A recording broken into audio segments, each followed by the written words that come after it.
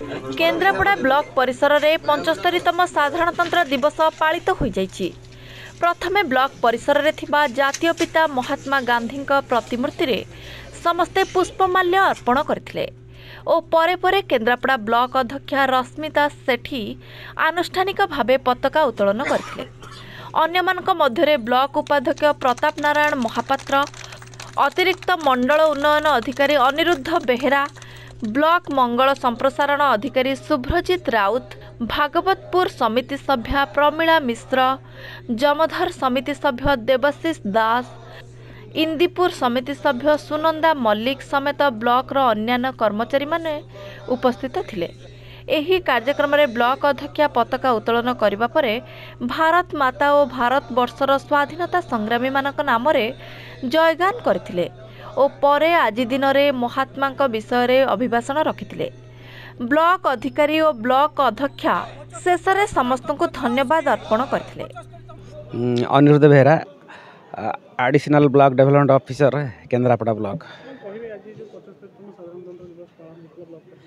आज ब्लॉक परिसर में 75तम रिपब्लिक डे पालन करागला। आज दिन में आमर संविधान प्रणयन करा जायतिला। सेथिरे चेयरमैन थिले डॉक्टर बी.आर. आंबेडकर। यही संविधान प्रणयन पाई बहुत महामान्य तांकर बहुमूल्य समय दे एटा को तैयारी करथिले। एहा 2 वर्ष 11 मास 18 दिन प्राय लागिथिला। यही दिन में आमे आमर जो संविधान टाकू आमे कार्यखसड़ा प्रस्तुत करा जायतिला। प्रताप महापात्र, पंचायत समिति उपाध्यक्ष केन्द्रापड़ा। आज आमर 75तम साधारणतंत्र दिवस आज आम पंचायत समिति प्रांगण में जातीय पताका उत्तोलन है।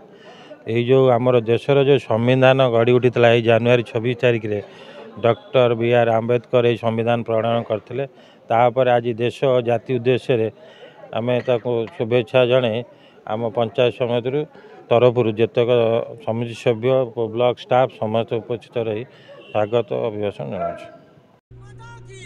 केन्द्रापड़ारू Balaram Behera report ONM news.